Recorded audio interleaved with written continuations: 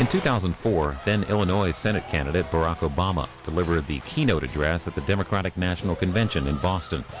He spoke about his personal background and about the Democratic Party. Here is that speech in its entirety.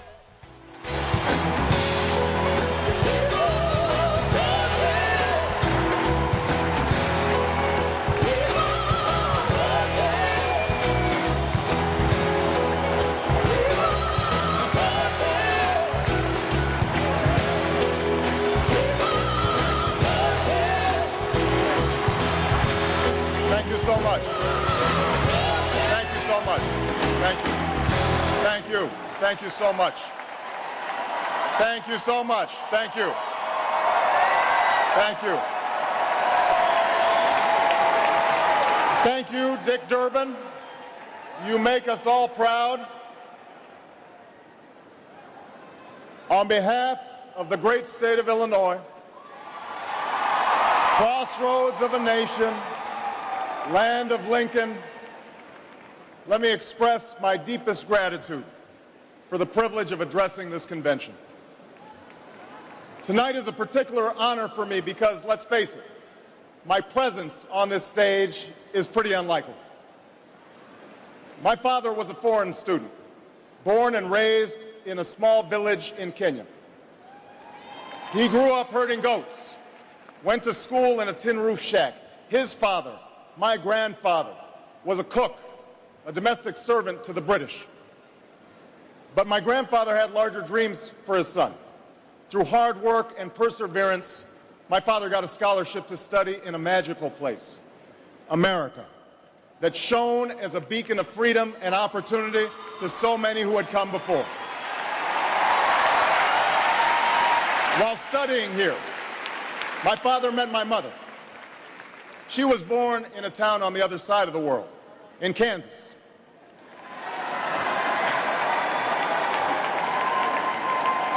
Her father worked on oil rigs and farms through most of the Depression.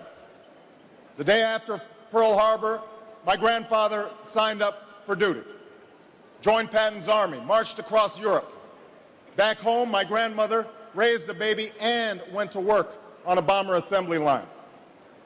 After the war, they studied on the GI Bill, bought a house through FHA, and later moved west, all the way to Hawaii in search of opportunity. And they too had big dreams for their daughter. A common dream born of two continents. My parents shared not only an improbable love, they shared an abiding faith in the possibilities of this nation. They would give me an African name, Barack, or Blessed, believing that in a tolerant America, your name is no barrier to success.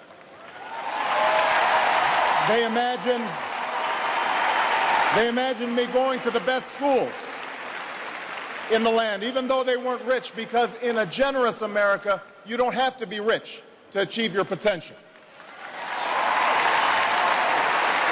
They're both passed away now. And yet I know that on this night, they look down on me with great pride. They stand here, and I stand here today, grateful for the diversity of my heritage, aware that my parents' dreams live on in my two precious daughters. I stand here knowing that my story is part of the larger American story, that I owe a debt to all of those who came before me, and that in no other country on earth is my story even possible.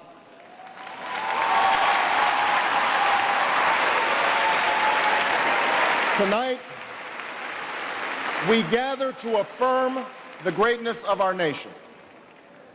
Not because of the height of our skyscrapers or the power of our military or the size of our economy. Our pride is based on a very simple premise, summed up in a declaration made over 200 years ago. We hold these truths to be self-evident, that all men are created equal, that they are endowed by their Creator with certain inalienable rights, that among these are life, liberty, and the pursuit of happiness. That is the true genius of America. A faith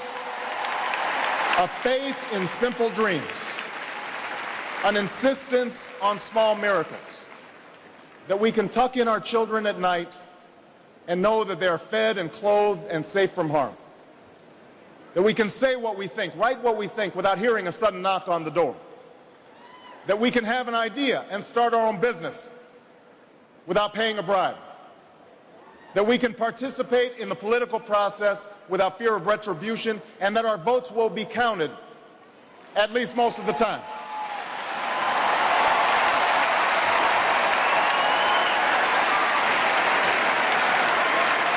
This year, in this election, we are called to reaffirm our values and our commitments, to hold them against a hard reality, and see how we're measuring up to the legacy of our forebears and the promise of future generations. And fellow Americans, Democrats, Republicans, Independents, I say to you tonight, we have more work to do. More work to do for the workers I met in Galesburg, Illinois, who are losing their union jobs at the Maytag plant that's moving to Mexico, and now are having to compete with their own children for jobs that pay $7 an hour. More to do for the father that I met who was losing his job and choking back the tears, wondering how he would pay $4,500 a month for the drugs his son needs without the health benefits that he counted on. More to do for the young woman in East St. Louis, and thousands more like her, who has the grades, has the drive, has the will, but doesn't have the money to go to college. Now, don't get me wrong. The people I meet in small towns and big cities, in diners and office parks, they don't expect government to solve all their problems.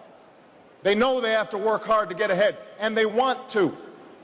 Go into the collar counties around Chicago, and people will tell you they don't want their tax money wasted by a welfare agency or by the Pentagon. Go into any inner city neighborhood, and folks will tell you that government alone can't teach our kids to learn. They know that parents have to teach, that children can't achieve unless we raise their expectations and turn off the television sets and eradicate the slander that says a black youth with a book is acting white. They know those things.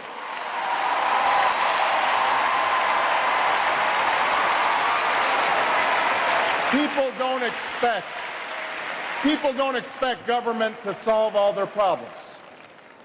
But they sense deep in their bones that with just a slight change in priorities, we can make sure that every child in America has a decent shot at life, and that the doors of opportunity remain open to all. They know we can do better, and they want that choice. In this election, we offer that choice. Our party has chosen a man to lead us who embodies the best this country has to offer, and that man is John Kerry.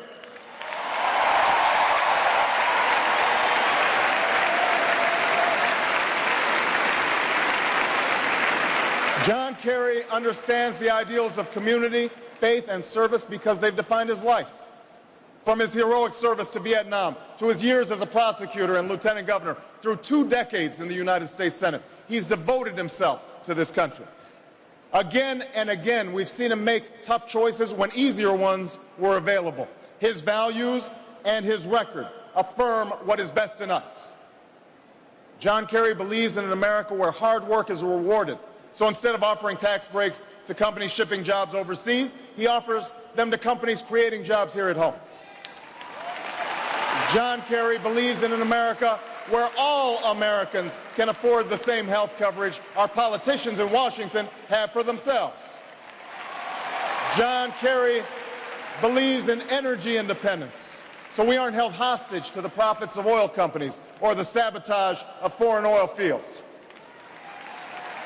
John Kerry believes in the constitutional freedoms that have made our country the envy of the world, and he will never sacrifice our basic liberties, nor use faith as a wedge to divide us.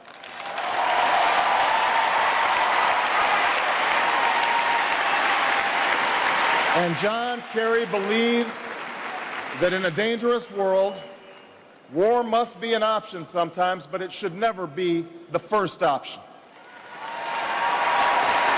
You know, a while back, I met a young man named Seamus in a VFW hall in East Moline, Illinois.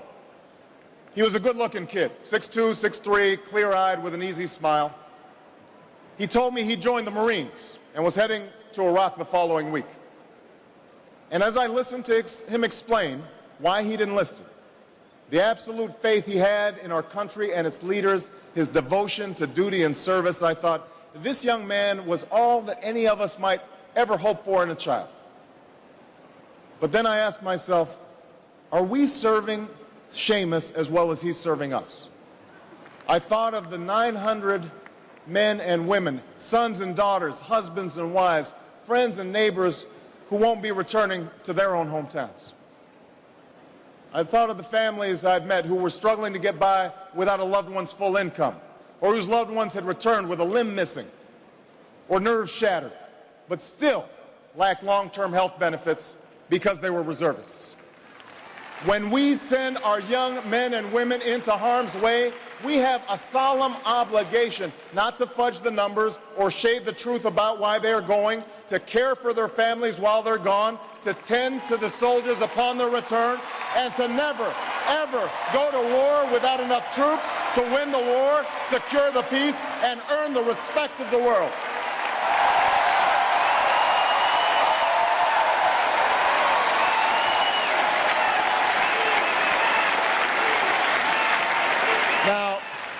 Now let me be clear. Let me be clear. We have real enemies in the world. These enemies must be found, they must be pursued, and they must be defeated. John Kerry knows this.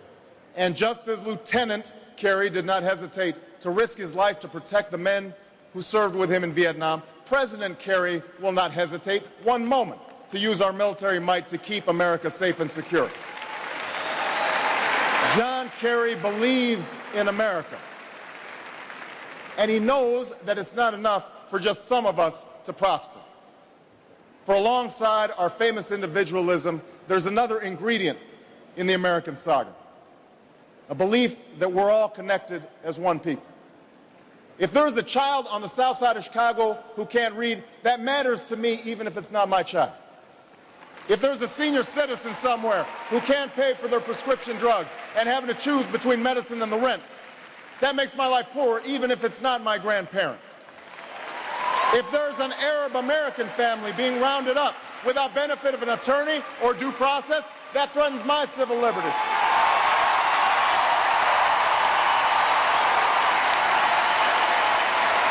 It is that fundamental belief.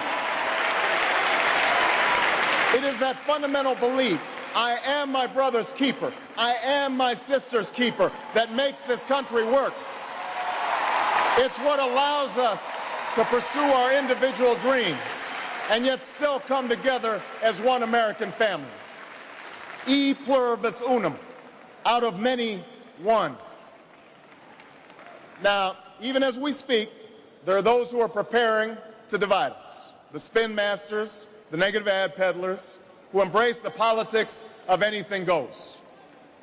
Well, I say to them tonight, there is not a liberal America and a conservative America. There is the United States of America.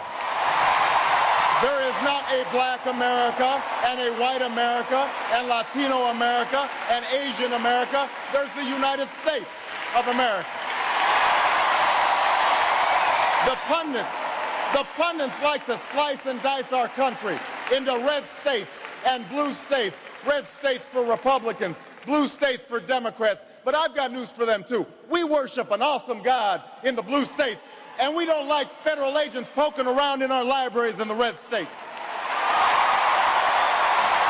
We coach Little League in the blue states, and yes, we've got some gay friends in the red states.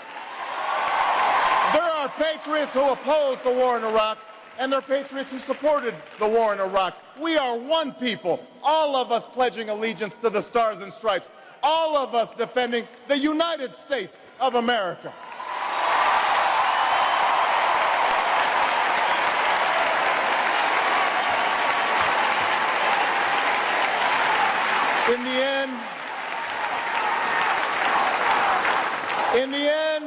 In the end, that's what this election is about. Do we participate in a politics of cynicism, or do we participate in a politics of hope? John Kerry calls on us to hope. John Edwards calls on us to hope. I'm not talking about blind optimism here, the almost willful ignorance that thinks unemployment will go away if we just don't think about it, or healthcare crisis will solve itself if we just ignore it. That's not what I'm talking about. I'm talking about something more substantial. It's the hope of slaves sitting around a fire singing freedom songs. The hope of immigrants setting out for distant shores. The hope of a young naval lieutenant bravely patrolling the Mekong Delta. The hope of a mill worker's son who dares to defy the odds.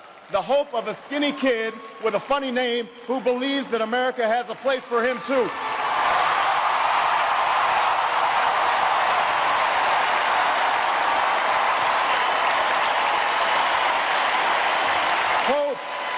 Hope in the face of difficulty.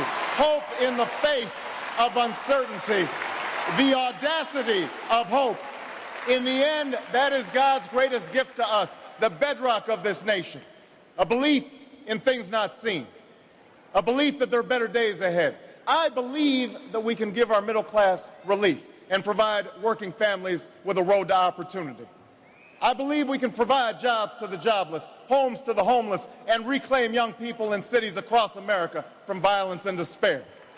I believe that we have a righteous wind at our backs, and that as we stand on the crossroads of history, we can make the right choices and meet the challenges that face us. America, tonight, if you feel the same energy that I do, if you feel the same urgency that I do, if you feel the same passion that I do, if you feel the same hopefulness that I do, if we do what we must do, then I have no doubt that all across the country, from Florida to Oregon, from Washington to Maine, the people will rise up in November, and John Kerry will be sworn in as president, and John Edwards will be sworn in as vice president, and this country will reclaim its promise, and out of this long political darkness, a brighter day will come. Thank you very much, everybody. God bless you.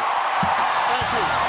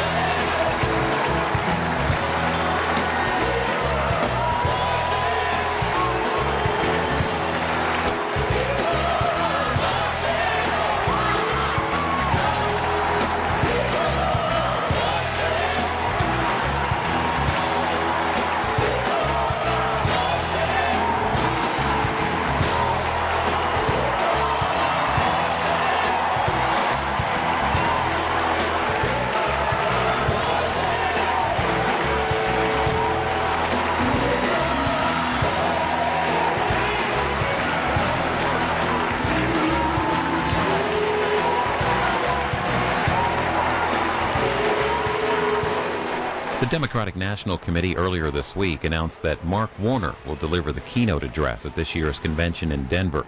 The former Virginia governor is running for that state's open Senate seat this year. You can follow Campaign 2008 anytime by logging on to our site for politics at cspan.org/politics. There you'll find the latest ads from the presidential and state races, including 2 new ads from Senators Obama and McCain on the economy. Here's a look